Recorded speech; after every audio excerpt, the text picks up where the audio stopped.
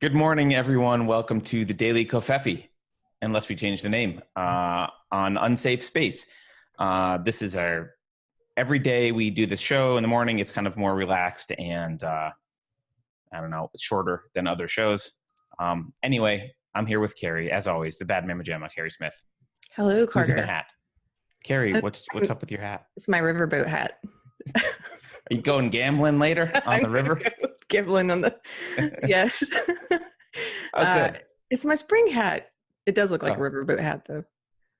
I don't know. I actually haven't thought of what riverboat hats look like. Don't they have like wider brims? Or maybe I'm thinking of. Yeah. I don't know. It makes Someone me happy. from Louisiana can tell us what riverboat hats are supposed to look like. It's one of those hats you feel like you just want to tip it a lot. Yeah. Or wait, where are riverboats? I said Louisiana, but I'm actually not sure that there's riverboats in Louisiana. Where are riverboats? Louisiana. Oh, okay. I was right. It happens so rarely. Texas, if you go down to like, where's that area? Not Port Aransas. I don't know. We're rambling. That's okay. That's what this show's about. So my favorite news, I know that Joe Biden announced, and we can talk about that. But my favorite news is this article in Zero Hedge, and it's just sometimes the universe just makes its point for you, and this is one of those times, Keri. Okay. The feminist vegan cafe that charged 18% man tax shuts down after 24 months. So, yes. There's this, obviously, so they viewed themselves, they build themselves as a safe space for women and lesbians, which I don't understand why there's like are lesbians not women? Aren't they included in, aren't they a subcategory of women? I don't know, maybe now with the gender stuff. Can I be a lesbian? You could be. And I think they do this thing where they just, they all want recognition now. There's this idea that you have to mention every individual group or something. Okay. Well, they didn't mention female bisexual furries, so I'm sure those people felt left out. So anyway, it was called Handsome Her, and the house, here's a picture of their house rules. Oh wait, maybe I forget that I can show pictures. Hold on, I will show a picture of the rules while I read them. How do I do that? Yes, I am slightly retarded.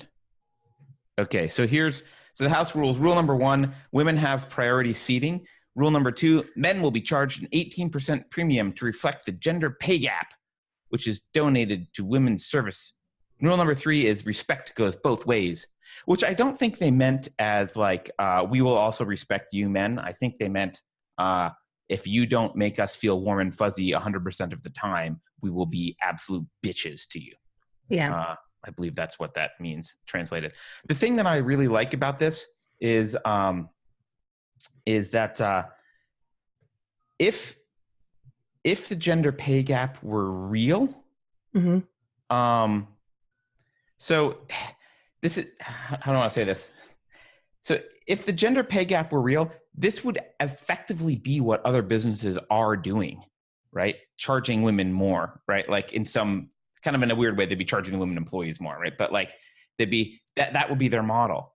And as we see, such a model doesn't work because in fact, there is no gender pay gap and these people are insane. Hey, explain that for people. Yay. Sorry, go ahead. Explain that for people listening, because if you're coming from the left, like I did, or I have, and you hear someone say the gender pay gap doesn't exist, you're like, what? Because you're taught that is fact. So when you say it doesn't exist. And the church taught that the world was flat too, but here we are. Right, but could you explain it in just a few sentences? Because sure, I won't go into the details. Let me first explain it philosophically, because most people who think the gender pay gap exists have never owned a business in their entire lives. In fact, most people on the left who think they have a deep understanding of how minimum wage law should work and what businesses should do have never actually owned and run a business. I've founded several and I've run them. So let me explain for the people who don't understand. If you paid women less than men and could get away with that for the same job, you would only hire women. Exactly. That's how the world would work. I would only hire women. And I'm not biased either way. But if I could pay them less, I would pay them less if they were doing the same job, and I would have a company full of women.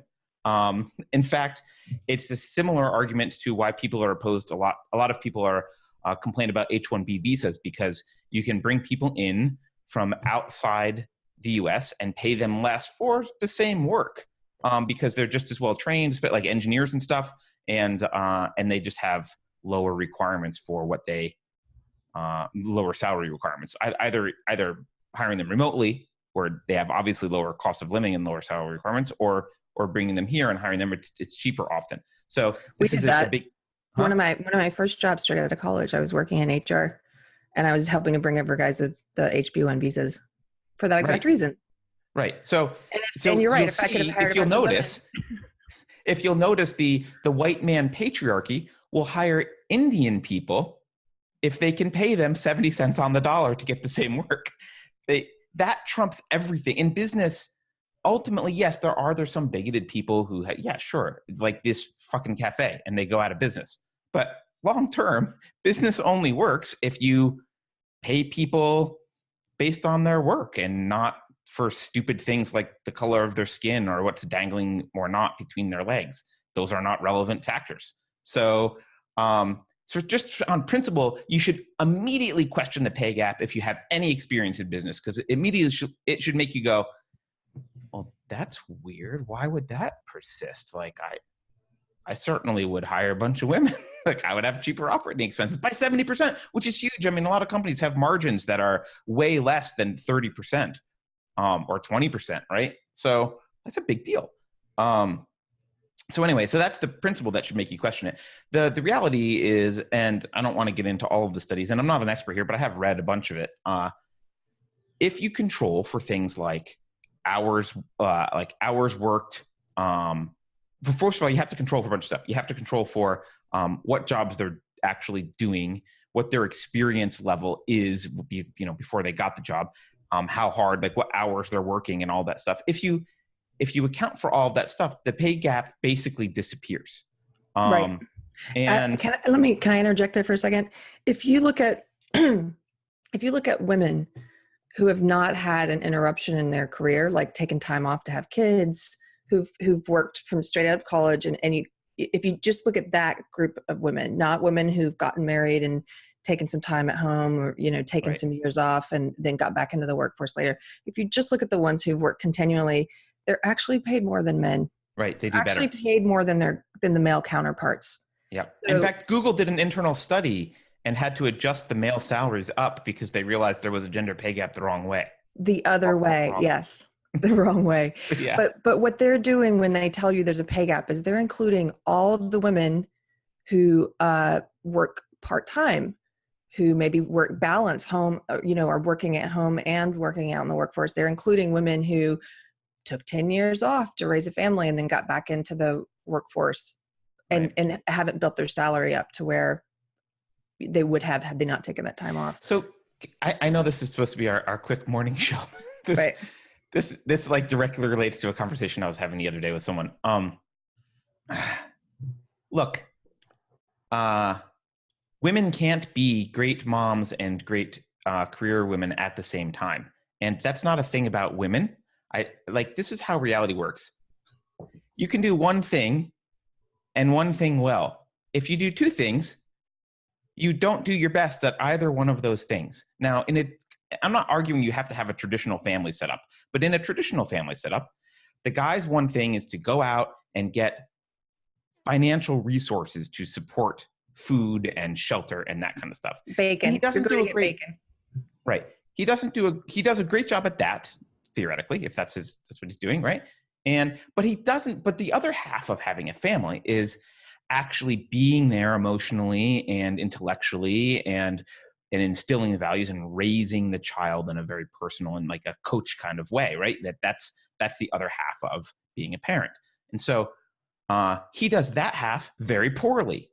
He could be a much better dad if he were a trust fund baby and he could stay home all day and focus on the child. That's true for the man. It's also true for the woman. So if she wants to be the best mom she can be, in terms of, if we're gonna call mothering the part of parenting that's not gathering resources, but that is raising the child directly, you're not being as good of a parent if you also have a job. I'm not saying that you should. Well, I am saying that you should, but like, we don't have to have that discussion. That's just the fact that there's a limited number of hours in your day.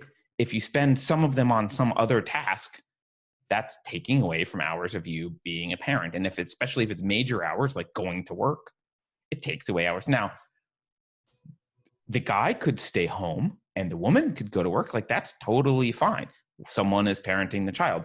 But there's this attitude. I know we kind of got off track, but it's related. There's this attitude that's like, oh, women should make the same amount of money, but we have to balance kids. And it's like, well, if you're trying to balance being that traditional mom with going to work, you will fail at both tasks, and you will get outperformed, because the guy who's only focused on doing his job, he's going to stay late. He's going to take the trips that will make him absent from his family. He's going to work his ass off and miss the soccer games and that. I mean, that happens, right?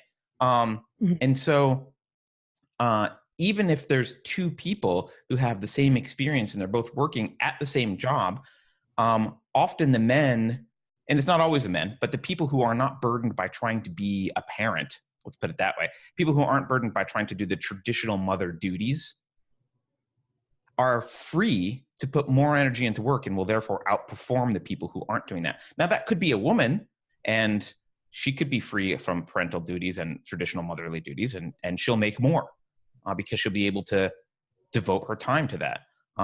But this idea that it's somehow the patriarchy's fault that, nature requires someone to stay home with the child, it's not the patriarchy's fault. That's called biology. And the simple fact is, if you've got to leave to pick up your kids every day at 4:30, you're not doing the same thing as the guy who stays till 8 or 9 or 10. Right. That's exactly, I mean, that's it. And also, men are more likely to be the one who wants to stay until 10. That's why it turns out that way. And by the way, that's not men's choice. That's women's choice. Women choose to stay home. Right. There's a really funny video for people who haven't seen it. Glamor magazine did this hilarious video where they were going to talk about the gender wage gap, and they had a Black woman and a white man who work in the same field, and they had them sitting there talking to each other about the gender wage gap, and then without knowing each other's salary. Right. And so basically the whole video is the Black woman lecturing the white guy, and the white guy is acting like a typical male feminist SJW, very just apologetic for being male, apologetic for being a white man. But so she's not kind of lecturing him about this gender wage gap and how it exists and how hard it is for her and as a Black woman, and just anyway, here's I'll cut to the chase. When they reveal their salaries, she makes a lot more than he does. Oh, really? Yes. She makes like, I don't know, it's like 15K more, 7,000 Wait, did more. Glamor know that going in? No. But props to them, they still posted the video. Good for them. But there's a really funny version of it if people want to see it. I know we've talked about Bearing before, Bearing. He's a popular YouTube channel, makes fun of SJWs. He did a really funny analysis of that video. So if you guys want to look it up, Glamor magazine. It's like a 5-minute video of the. Yeah, it's a 12-minute video with the one that Bearing did, but Bearing's just 12. Okay. Yeah, because he's just kind of pausing it and talking over it, making fun of it. Oh. But we'll post. I'll post both video links below and the thing so people can. Yeah. Anyway, I just thought it was hilarious and then here's what's funny. Even after they reveal that she makes a lot more than him, he has to sit there and listen to her. She continues to lecture him about how, well, most Black women make a lot less. He still has to take it as a way, like, but it's like the facts don't match up with what you're saying in this case, but I'm still going to lecture you. Yeah.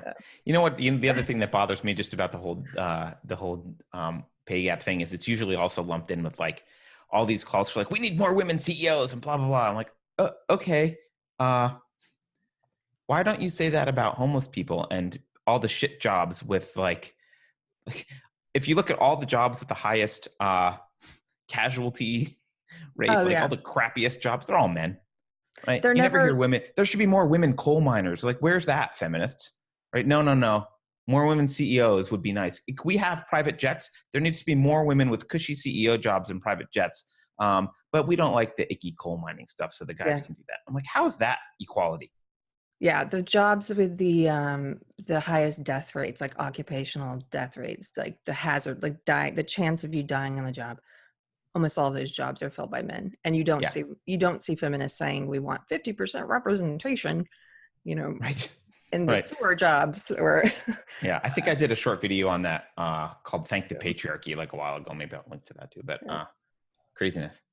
Um, we got off track. Is there any news you want to talk about, actually, other than this feminist thing? no, I thought No? that was an interesting conversation. Yeah. Do you know Joe Biden is running now? He announced. You saw that? Oh, I didn't see that. Biden announced he's running for president. And the backlash from the left is, I swear to God, they're saying they're worried that he's going to divide the party because he's too centrist and he's going to turn it into a party of no, we can't. Now, I just What? want to point out, he was literally the yes, we can candidate because he was Obama's vice president. Like, he's the same Wow. guy who was the yes, we can guy. And now they're worried. This is how far unhinged the Democrats have become. They're now worried that Joe Biden is going to be the no, we can't candidate because he's not extreme left enough and he'll divide the party. Well, here's the thing about the Democrats is that they do, because they've allowed SJWs to take over the party. SJW ideology, as we know, it's all about eating itself because nobody's ever ideologically pure enough. Right. So there's no way he's going to get the nomination, I don't think, because they're going the whole hair sniffing thing and hugging little kids and smelling their hair, like that's not, they're not going to, they're going to be uncomfortable with that. I don't think they care about pedophilia. I disagree. I don't think social justice warriors care about that at all. Well, women If he as doesn't get the well. nomination, it'll be Women. because he's not radical enough and doesn't support the Green Deal or something. Weird. That's I my don't theory. know. He also started his announcement with repeating the very fine people hoax about Trump and Charlottesville. That was like the beginning of his announcement video. Was this, the world is coming to an end. Trump is a Nazi, basically, and like he's, just in case everyone doesn't know, look it up. It's a hoax. That the idea that Trump called them very fine people. He clarified several times. You can look it up. In fact, I don't have any tolerance for any candidate who's pushing those lies anymore. And it's not like I'm a big Trump supporter and vote for him. But the more they spread lies and the more the media attacks him, the more I become sympathetic towards him because it's really dishonest. And I know people who go and spread those lies about it. It's like, there are enough things you can criticize him for that you should not be pushing these untruths and quit calling him a Nazi and a white supremacist and all this nonsense. You're turning liberals off. You're not, you may be winning insane SJW leftists, but you're turning off liberals. Yeah, no, I agree. And just to remind people, Trump specifically and several times explained who he was talking about. I'm not talking about the neo-Nazis and the white nationalists because they should be condemned totally, he said President Trump. And then he said, but you have many people in that group other than the neo-Nazis and white nationalists. And I assume that they're okay people. He's talking about there are people that went to that rally that did not realize it was the white nationalists. There were people that went there that were going there to protest against taking down statues. Right, I know. You cannot call white nationalists just because there were white. Like, it's just like how on the left at that protest there were a lot of Antifa. Not everyone there was Antifa. It's like there are. I don't know. It's a dishonest lie, and I don't have any respect for a candidate because any candidate who's pushing that. Okay, there are a lot of people who believe that who don't realize it's a lie, but any candidate who's pushing that knows what they're doing. They know it's a lie. Right. So, well, that's a great way to end. Don't vote for any candidate who's pushing that narrative, which I think will probably rule out every possible Democratic nominee. Not Tulsi Gabbard. I don't think. I kind of like her. She hasn't lied about that. Is she running? Yeah. Oh. Okay. What? I don't pay attention to crazy people. Tulsi Gabbard's not crazy, is she? No, I don't know. I don't pay attention. I'll start paying attention when this field gets narrowed. No, I actually, from what I know of her, she's one of the better Democrats.